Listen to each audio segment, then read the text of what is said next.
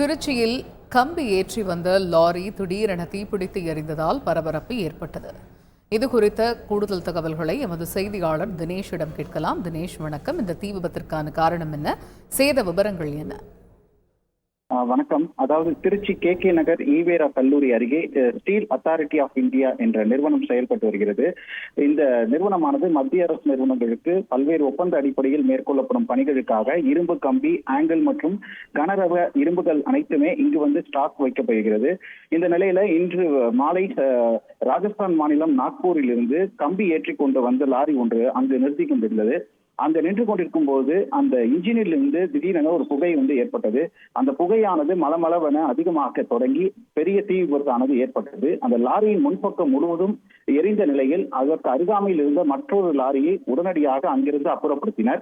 இதனைத் தொடர்ந்து அங்கிருந்த ஓட்டுநர்கள் மற்றும் பொதுமக்களுடைய ஒத்துழைப்புடன் அந்த தீயணைப்பு துறையினருக்கு தகவல் தெரிவித்தனர். தகவலின் பேரில் அங்கு வந்த தீயணைப்பு துறையினர் உடனடியாக அந்த தீயை எரிந்து கொண்டிருந்த லாரியை அணைக்கும் முயற்சியில் ஈடுபட்டனர்.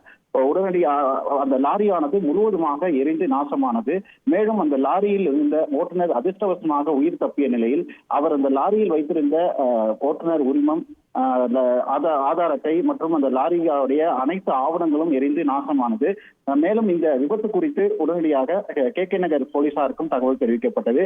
தகவலின் பேரில் வந்த போலீசார் அவர் விசாரணை மேற்கொண்டதில் நீண்ட தூரம் வந்து லாரி இயக்கி வந்த பிறகு இங்கேயே வந்து ஆணிலேயே வைத்துள்ளனர். அதன் காரணமாக அந்த இன்ஜினில் வந்து எலக்ட்ரிக் சர்க்கியூட்டில் இருந்து ஏற்பட்ட புகையின் காரணமாக இந்த தீ விபத்து ஏற்பட்டிருக்கலாம் என்ற முதற்கட்ட தகவல் வந்து வெளியாயிருக்கிறது. தகவல்களுக்கு நன்றி தினேஷ். செய்திகளை உடனுக்குடன் தெரிந்து கொள்ள உடனே சப்ஸ்கிரைப் பண்ணுங்க.